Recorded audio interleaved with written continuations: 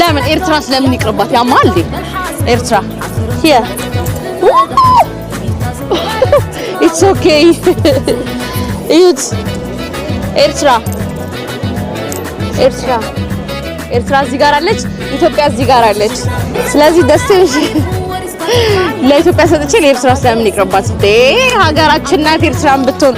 ወይኔ ግን ሲያምር ሁሉንም ማሳያህልኝ የተለያዩ ከስንት በላይ እንደሚሆኑ አላውቅም ወይኔ ስታምር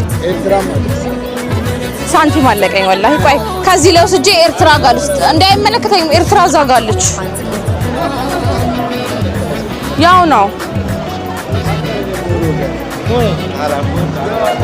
ያው መካፈል እንዳለ በዚህ አጋጣሚ መማር አለብን ይሄው